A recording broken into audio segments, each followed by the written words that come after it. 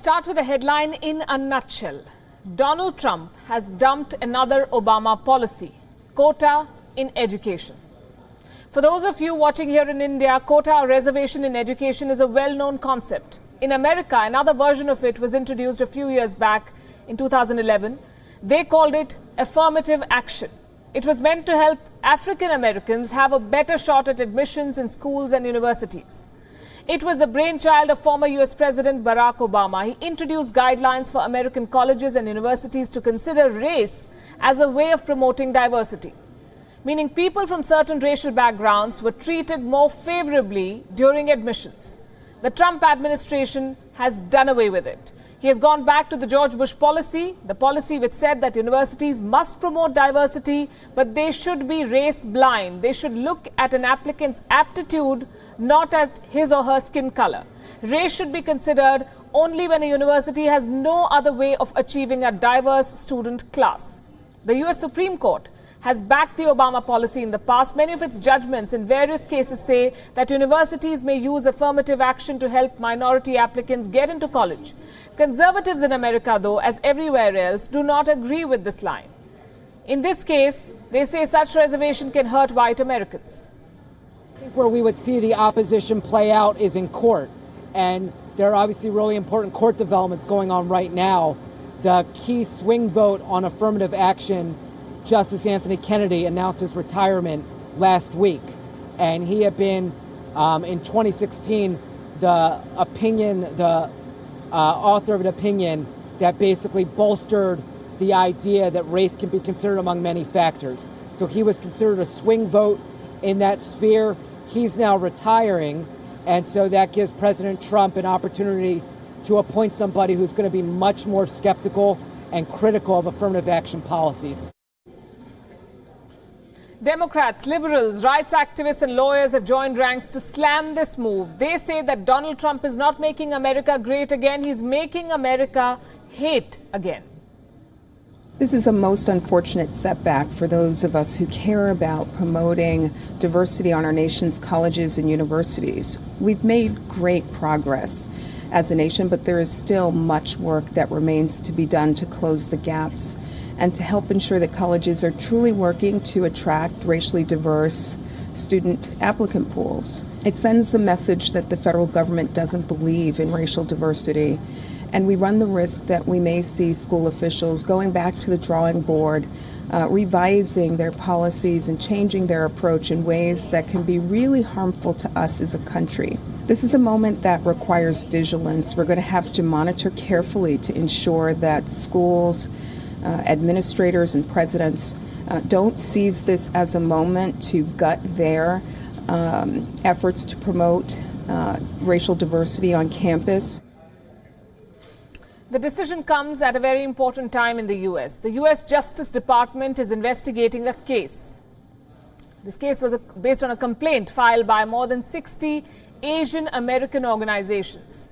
These organizations said that Harvard University discriminates against them.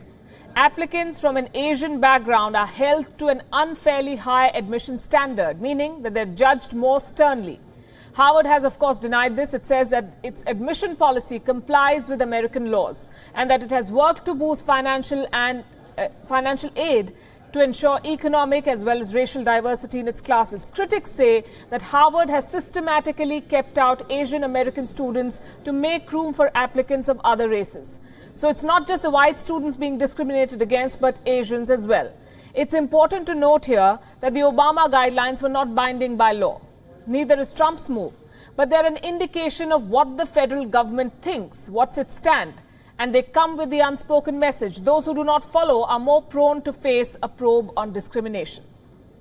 Trump's decision has stirred a heated debate, not just in the US, but also here in India. Reservation is a political hot potato in this country. In India, it was introduced as a temporary measure right after independence to promote the backward sections of society. Over time, it has become a permanent appeasement tool. Reservation permeates every aspect of Indian society, from schools to government jobs. Seats are reserved for certain castes, religions and tribes. And now there's even talk of quota in private jobs. All parties across states use it to garner votes. The western state of Rajasthan, for instance, goes to the polls soon. Earlier this week, its government issued an order. It decreed 1% additional reservation for 5 communities in Rajasthan. The government has decided to put the Gujar community along with 4 others in the bracket of the most backward classes. Quota demands in India have often snowballed into violent protests. 2 years back, these were the scenes in the state of Haryana. Several people died in violent protests. The Jat community was demanding reservation. The Supreme Court of India has time and again capped quota at 50%, but politicians continue to find alternatives and to make false promises. The question is, why are so many people willing to die for reservation in India in this day and age? Because opportunities are limited. There aren't enough jobs for a population of 1.3 billion Indians. There aren't enough good schools and colleges. Reservation gives a shortcut to some people, but it takes away the level playing field. Many oppose it, mostly those who do not get quota benefits. They call it reverse discrimination. Others say that reservation should be based on a person's economic status, not his skin color or caste. The Constitution of India recommended reservation to help the downtrodden, but it was meant to be a short-term measure. 70 years after independence, why should India still have a large section of its population using the crutches of quota? This country really has taken reservation to a whole new level, but it's not the only one which practices it. In different parts of the world, quota is used as a state policy with different names. The Americans, as we told you, call it affirmative action.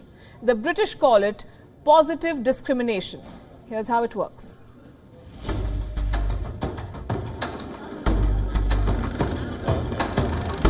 The Trump administration has rolled back the Obama-era affirmative action policy. But the policy or the phenomenon is not new, and neither is the practice.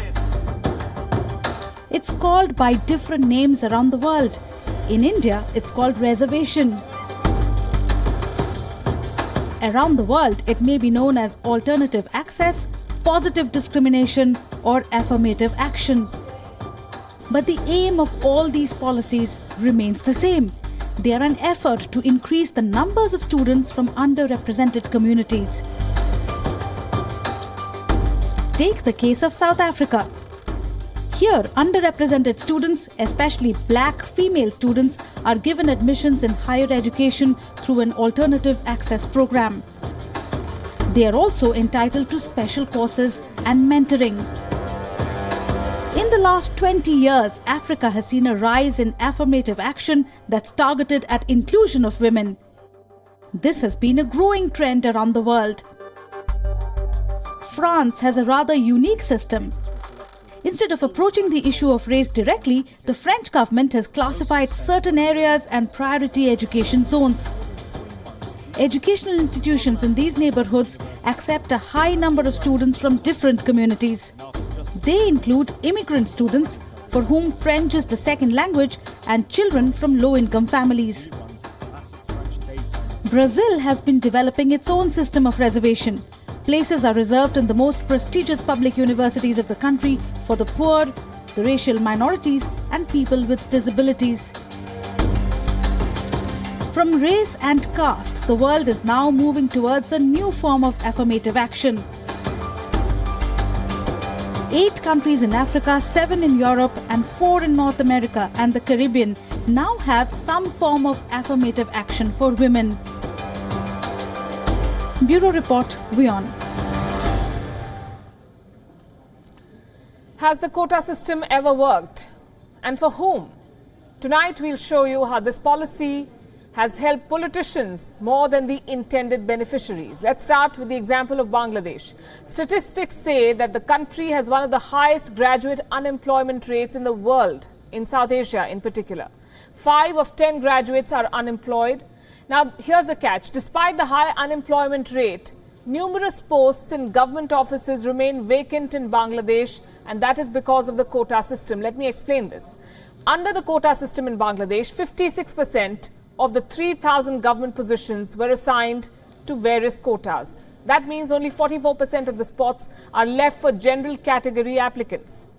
In April this year, about 50,000 students from public and private universities protested for 3 days, compelling the Sheikh Hasina government to abolish the quota system.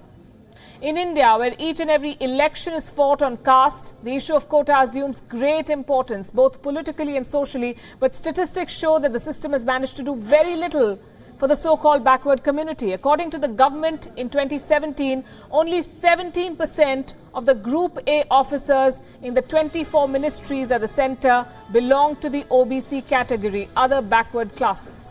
The representation among the Group B officers, a rung lower, is even lower, that's 14%.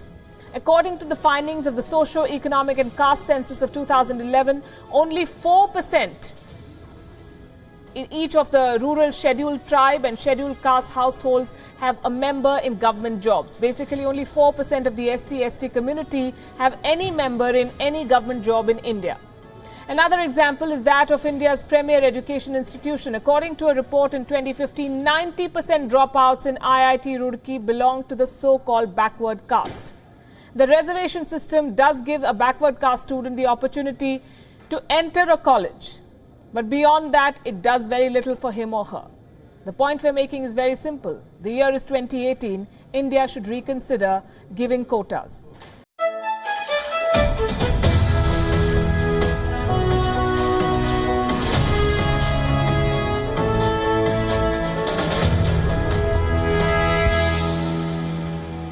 Now to a story that we've been tracking very closely for you on Gravitas. The Thai cave rescue operation is on a slow but steady path to progress.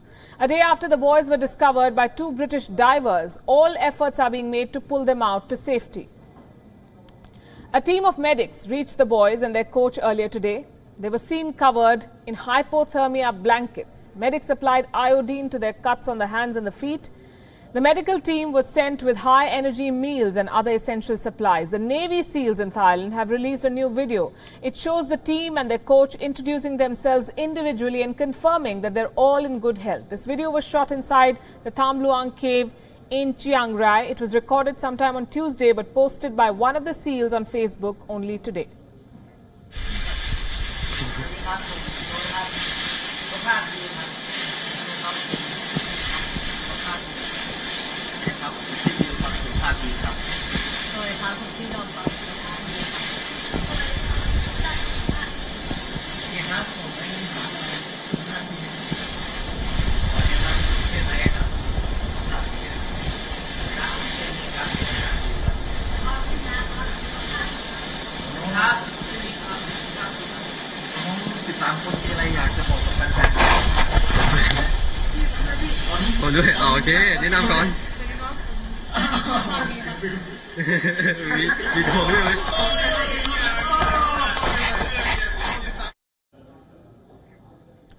The initial euphoria of finding these missing boys and their coach is fading. The task ahead is tough. Monsoon is advancing in Southeast Asia. Rains will raise water levels inside the cave. Rescue work will be hampered. Communication links may be snapped. It will be harder to send supplies into the cave complex. So rescue teams are faced with a very tough choice.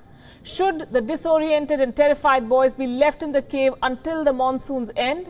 Or should they be pulled out now, despite the attendant risks? For the moment, the rescue teams are considering all options. They're training the boys. The trapped boys do not know how to swim, most of them. They are being made to practice breathing with diving masks. If they are to be extricated now, they will have to learn to swim. The only way out involves a dangerous 2.5-kilometer long dive. Meanwhile, rescuers have drilled into the cave to pass supplies and electricity to the team. They're also installing communication lines so that the boys can talk to their parents.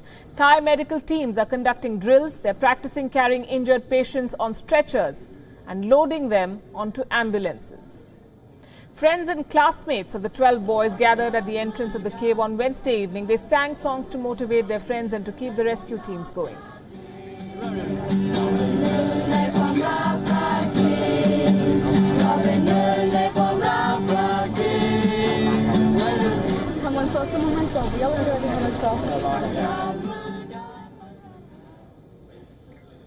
Eight countries are involved in this mammoth rescue effort, including India. In a letter to the Thai government, the Indian ambassador to Bangkok said that India is willing to offer technical expertise of the company Kirloskar. It has a subsidiary in Bangkok. The company has a great deal of expertise in pumping out flood water and would be more than happy to help out in this case. It was also involved, remember, in pumping out water during the floods in Bangkok in 2011. The challenge now is to be able to extricate the boys from where they are at the moment. Kirloskar brothers have a subsidiary in Thailand. They have offered their technical expertise to address the situation. They have done a number of projects in Thailand, including the situation after the floods in Bangkok in 2011. They are among the best in the field. We are ready to do whatever we can to help in the situation. Thailand has thanked New Delhi, of course, for offering help. Their ambassador to India took to Twitter and posted the letter sent to the Thai officials by the Indian embassy.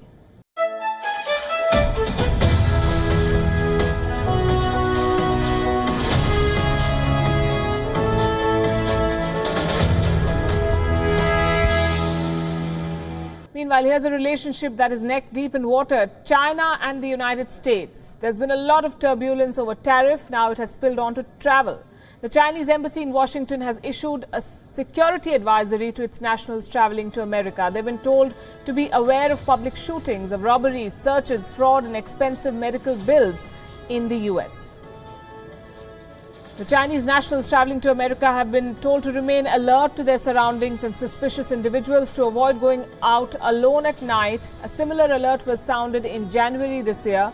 So how did we get to this point where the world's two largest economies are not ready to trust one another with the safety of their citizens? It all started with Donald Trump's decision to impose 25% tariff on Chinese goods worth $50 billion. It triggered a trade war. Trump's tariff grandstanding really was the catalyst. In response, an angry China slapped tariffs worth $34 billion on 545 American goods. This tit-for-tat diplomacy continued, and last month Donald Trump warned that if Beijing went through with the tariffs, he would impose additional tariffs, additional taxes on American goods worth $200 billion. And so it goes. China says it will retaliate to any kind of provocation from America.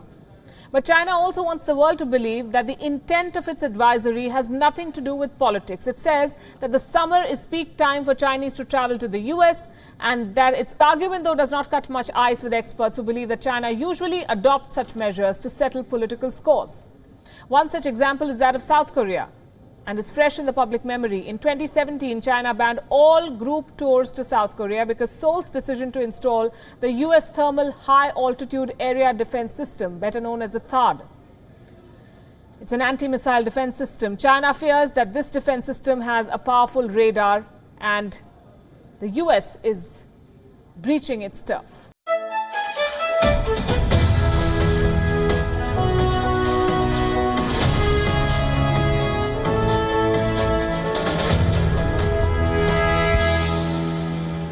Meanwhile, another global flashpoint is immigration. Europe is trying to deal with the influx of immigrants from Africa and war-torn countries in West Asia. And often, these immigrants end up living on the fringes, rarely becoming a part of the adopted home country. Denmark is setting out to change. But how is it doing that? By bringing in a law to make assimilation mandatory. It's a rather extreme example. The Danish government is introducing a new set of laws which will regulate all aspects of life in low-income housing areas, commonly known as ghettos. The government of this country aims to promote assimilation into Danish society, and it singles out families with young children. And this is how they plan to do it. A significant portion of Denmark's plan includes early childhood development measures. They're starting with age 1. Children as young as 12 months old. These children will be separated from their families and held separately for 25 hours a week. They will be given mandatory instruction in Danish values. These include the traditions of Christmas and Easter and the Danish language. The proposal applies to children from the age of 1 to 6 living in the 25 designated ghettos. This law suggests that if the parents refuse to send their children to these mandatory daycare sessions, they will face the possibility of being kicked off social welfare benefits. Children are in the spotlight when it comes to immigration policies because in the early years, they assimilate more readily into the new societies. Children learn new languages faster, they make friends more easily, they more readily adopt to their new culture and customs.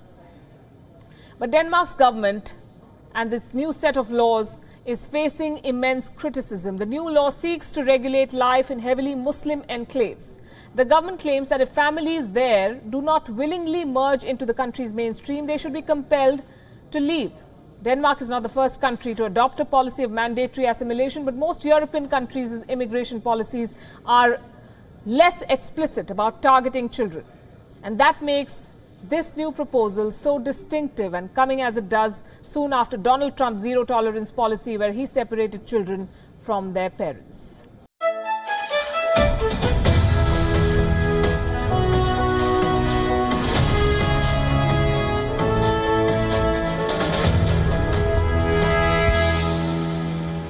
Today, as we continue our special build-up to the Pakistan election, we are taking a closer look at one of the key players in this poll, Imran Khan. Some interesting numbers are emerging when it comes to the cricketer turned politician and his party, the Pakistan Tehreek-e-Insaf, or the PTI. As the momentum builds for the July 25th election, two national public opinion surveys indicate that the PTI could come up trumps on voting day. But at whose cost? Take a look at this report. 25 जुलाई को वो दिन है जब इंशाल्लाह पाकिस्तान अपनी तकदीर बदलेगा।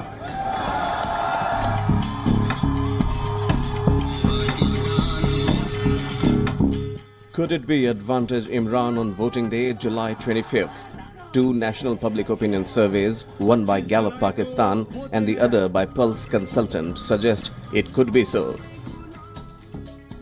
The Gallup survey puts PMLN ahead with a rating of 26% and the PTI close behind at 25%. The Pulse survey has Imran leading with 30% and PMLN at 27%.